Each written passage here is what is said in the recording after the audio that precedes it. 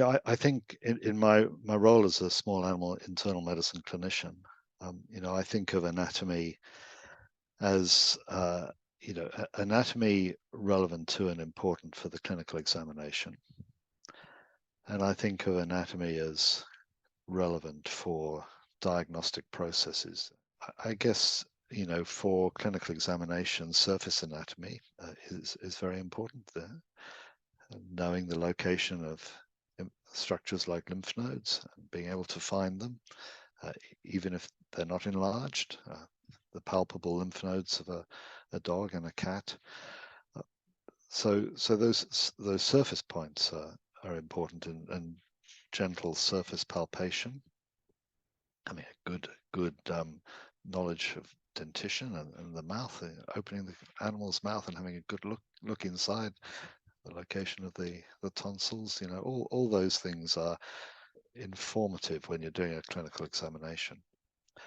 But then palpation of the abdomen. In cats, you can feel kidneys, for example, much more easily than you can feel dogs' kidneys. And I think the whole skill of abdominal palpation really takes quite a long time. It's not something that is easily or early learnt. It requires lots of practice. But there again, a good knowledge of abdominal anatomy, I think, is key to good abdominal palpation.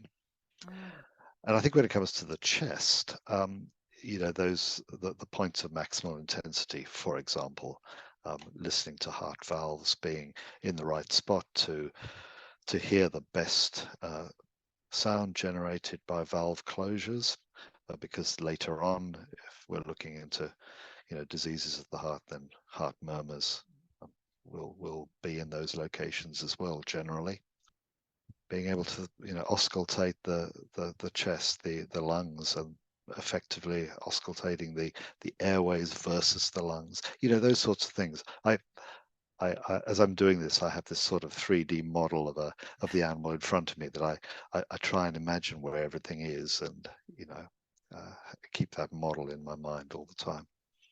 Oh, I love that, because to build that model in the first place, you need to have the understanding of how it's put together. Hmm. So, yeah, so you're I suppose building that so. Yeah. foundation that you can then come back to. Yeah.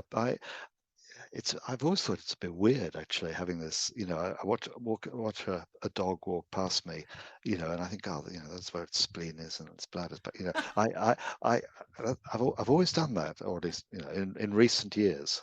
I mean, you may ask later about this, but I think the clinical application of anatomy is illustrated so well when it comes to neuroanatomy.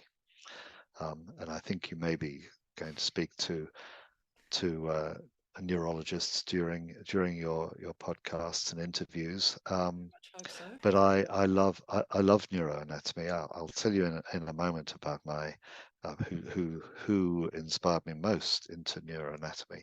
And I'm not a neurologist. I'm far from it. But I certainly have always enjoyed neurological cases as a specialist, and but that knowledge of anatomy, you know, becomes really to the fore with neurological lesion localization, for example.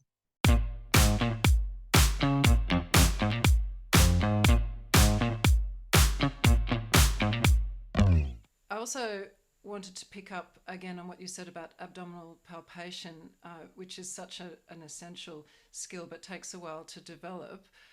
I'm reminded of something another colleague has said many times. Do it with the dogs that come in for vaccination. Do it routinely, so that you are developing these skills and developing that vocabulary, if you like, or inventory of what normal looks and feels and sounds like. Yes, I couldn't agree more. That's especially relevant when graduates are first in practice, because the more they bank these templates of normality in their minds and their fingertips, the quicker you identify the abnormal. And I think more experienced practitioners could be accused of perhaps of not doing all those things every time.